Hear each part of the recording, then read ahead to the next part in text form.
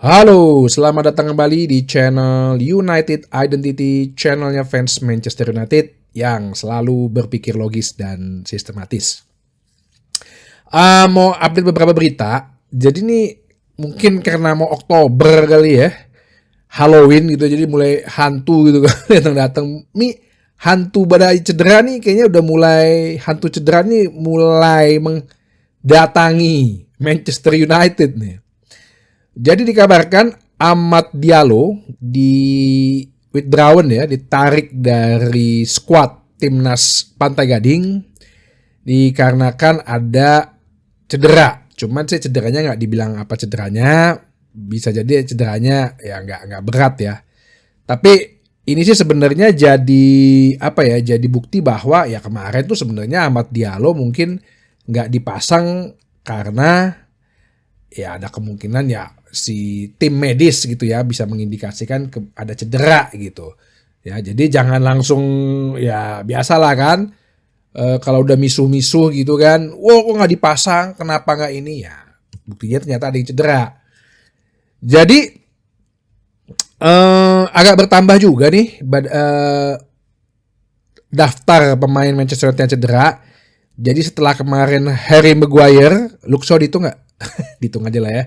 Luke Shaw, terus Harry Maguire, kemudian yang kemarin gue juga beritakan yaitu Mazraoui, dan Garnacho serta Maino yang ditarik akhirnya dari timnasnya masing-masing, negara masing-masing. Lalu Mason Mount ya, yang cedera kepala, tapi nggak tahu deh, katanya kabarnya sih ada cedera kaki lagi, buset dah. Dan yang satu lagi yang terakhir adalah Amad Diallo. Nah, ini yang menurut gue sih agak mengkhawatirkan. Tapi ya, gue agak yakin karena satu, dokternya berubah gitu ya. Dan kedua, kedalaman skuadnya sih ya cukup bisa mumpuni lah. Jadi nggak ada, ya gue sih nggak nerima kalau Ten Hag nanti bilang ada alasan ya cedera pemain gitu segala macam. Karena pos-pos yang ditinggalkan oleh mereka tadi yang cedera itu pun sebenarnya bisa diisi dengan pemain-pemain lain gitu ya. Kayak contoh kayak back tengah masih ada Johnny Evans, terus Mazraoui di kanan, tapi Lindelof sudah sembuh, jadi Lindelof bisa aja dipasang di kanan untuk kedepannya.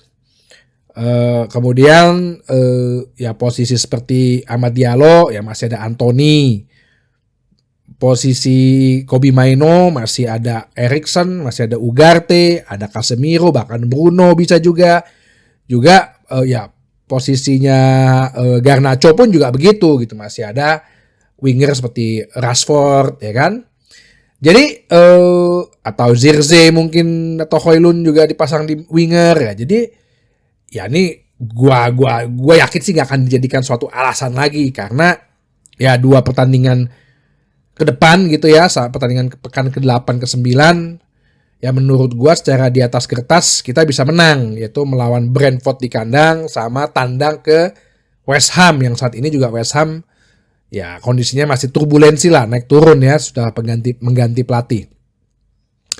Tapi kabar baiknya juga adalah bahwa di pertahanan yaitu back tengah Leny Yoro itu sudah berlatih ya, sudah berlatih di Carrington, sudah ya latihan fisik. Bisa kemungkinan after international break ini dia bisa masuk squad ya, mungkin belum langsung main nih, cuman masuk squad dulu supaya ya mungkin 5-10 menit sebelum pertandingan selesai gitu, atau lawan Leicester nanti pas Carabao Cup ya bisa diturunin ya supaya dia adaptasi gitu dengan atmosfer Liga Inggris. Plus juga Tyrell Malacia nih, kabarnya sih juga abis international break bisa kembali dan masuk dalam squad gitu. Nah ini kita juga mau tunggu-tunggu karena kebutuhan back kiri kita ya, walaupun ya kalau gue bilang sih, gue nggak bilang dengan adanya Tyrell Malacia terus sektor kiri kita juga jadi lebih bagus ya, karena ya kalau secara individu Diogo Dalot tuh sebenarnya masih di atasnya Malaysia. Cuman kan Tyrell Malacia ini kan posisi naturalnya gitu loh. Kalau posisi naturalnya kan biasanya feel-nya ya lebih enak ya, tergantung aja nih tandem winger kirinya siapa ya kan. Kalau Rashford ya ini berarti mesti harus sering-sering latihan, sabar-sabar aja fans nungguinnya gitu, fans nontonnya gitu. Mungkin agak-agak kesel juga kalau ya pasti ada salah-salah passing kayak gitu-gitulah ya. Jadi semoga sih dengan cedera tadi yang ada berapa tuh? Maguire, Mazra, Garnacho, Maino, Luxa, Mount, 7 pemain tapi ada kembali 2 pemain. Keseimbangan tim, balance dalam tim baik di second team atau first teamnya itu bagus gitu. Jadi ini kebuka lagi kan akhirnya kenapa lo mesti rotasi gitu. Ya ini gitu. Jadi jangan langsung percaya media langsung, loh kok ini bagus kemarin dipasang, loh ini kok bagus kemarin nggak dipasang. Nah, ternyata kan yang lebih tahu di dalam kan ya mereka, ya kan? Makanya Ten Hag lama-lama kesel juga bangun tembok putih juga tuh akhirnya, bener kan? Supaya nggak ada yang mata-matain gitu, supaya nggak ada yang ngeliatin gitu, supaya nggak ada yang ngasih info-info aneh gitu. Mungkin ada yang ngasih info aneh di dalam gitu kan, cuma kasih kode-kode Morse gitu. Ada yang ribut di dressing room, wah langsung berita. Dibikin aneh-aneh gitu kan. Suasana dressing room tidak nyaman. Mungkin kayak dibangun tembok putih tuh sama Ten Hag. Ya bukan tembok kayak Great Wall atau tembok rumah gitu, kayak tembok bahannya mungkin apa ya gitu ya. Bukan bahan batu lah gitu. Oke, jadi semoga sih di international break nanti juga nggak ada pemainnya cedera lagi gitu ya. Yang berlaga seperti Bruno, Dalot, jangan ada yang cedera lagi. Gue kadang-kadang suka bingung kalau ada fans, katanya fans itu ya. Tapi kayak malah nyumpahin gitu. Aduh, semoga cedera deh nih orang biar nggak main gitu. Ya nggak gitu juga sih ya. Itu kan hidupnya dia, masa lo mendoakan yang tidak baik gitu kan. Itu kan hidup dan piring nasinya dia gitu. Maksudnya kita mendoakan kepada seseorang yang tidak baik. Justru ya kalau gue sih mendoakan semua sehat gitu loh. Biar Ten Hag juga dalam pemilihan pemain juga gak bingung lah ya. Gak ada yang cedera segala macem. Tidak ada lagi berita-berita mengenai yang lain-lain ya.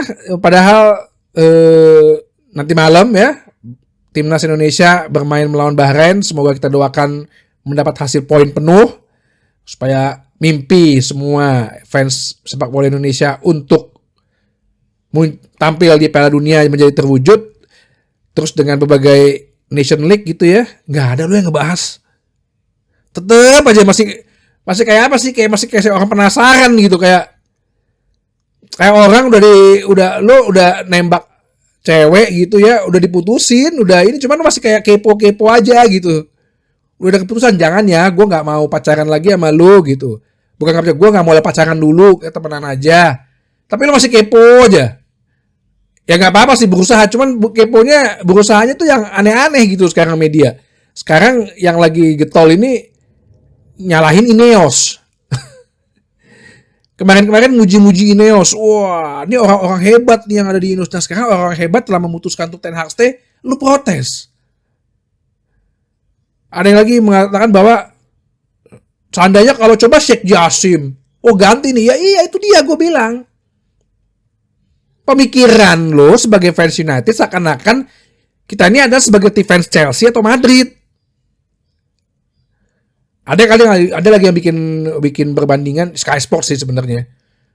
Udah mulai mengutik-ngutik si Ineosnya gitu. Ya iyalah, di Nice aja dia gagal. Sekarang Nice kan peringkat 8 ya kalau nggak salah. Nice aja bisa gonta-ganti pelatih. Jadi sejak Nice dipegang oleh Ineos sudah sekitar 8 apa 9 kali ganti pelatih gitu. Ya cuma kan beda dong.